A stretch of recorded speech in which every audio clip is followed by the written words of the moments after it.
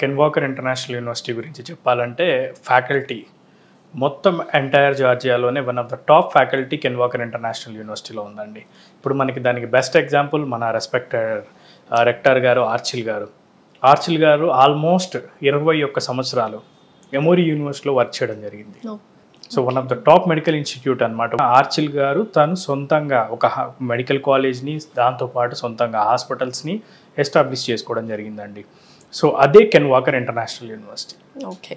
So can Walker international university విషయానికి వస్తే కనుక ఇందులో ఉన్న అద్భుతమైన ప్రోగ్రామ్ ఏంటి అంటే జార్జియాలో MBBSతో పాటు యుఎస్లో వెకేషన్ పీరియడ్లో అంటే హాలిడేస్ టైంలో 2 నెలల పాటు వెళ్ళి ఎవ్రీ ఇయర్ 2 months వెళ్ళి వాళ్ళు క్లినికల్ రొటేషన్ చేసుకోవడానికి ఆప్షన్ అనేది ఉంటుంది.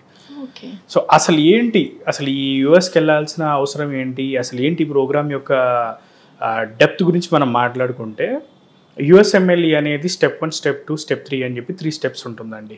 కెన్ వాకర్ ఇంటర్నేషనల్ యూనివర్సిటీలో జాయిన్ అయ్యే స్టూడెంట్స్కి ముందు నుంచి మొదటి రోజు నుంచే USMLE యొక్క ప్రిపరేషన్ జరుగుతుంది. ప్రోగ్రామ్ యొక్క కరికులం కూడా మన ఇండియన్ NMC సబ్జెక్ట్స్లతో పాటు మొత్తం అన్ని USMLE సబ్జెక్ట్స్ కూడా కవర్ చేయడం జరుగుతుంది.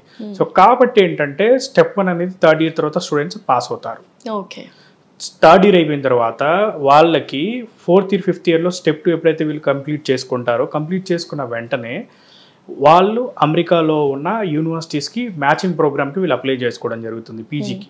సో ఈ పీజీకి అప్లై చేసుకున్నప్పుడు ఈ ఎమోరీలో వీళ్ళు వెళ్ళి వెకేషన్ పీరియడ్లో అంటే హాలిడేస్ పీరియడ్లో ఎమోరీకి వెళ్ళి ఏదైతే వీళ్ళు క్లినికల్ రొటేషన్స్ చేస్తారో, ఏదైతే క్లినికల్స్ వీళ్ళు చేయడం జరుగుతుందో అవి వీళ్ళకి అడ్వాంటేజ్ అవుతుంది.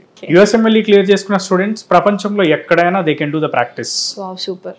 సో అది మెయిన్ బేసికల్గా ముందు నుంచి ఫాలో అవుతున్న కంట్రీస్ ఏవైతే US కానివ్వండి, డిఫరెంట్ కంట్రీస్ ఫాలో అవుతున్న సిస్టమ్ని ఈ రోజున మన ఇండియన్ గవర్నమెంట్ కూడా అడాప్ట్ చేసుకోవడం జరిగింది, మన ఇండియా కూడా అడాప్ట్ చేసుకోవడం జరిగింది.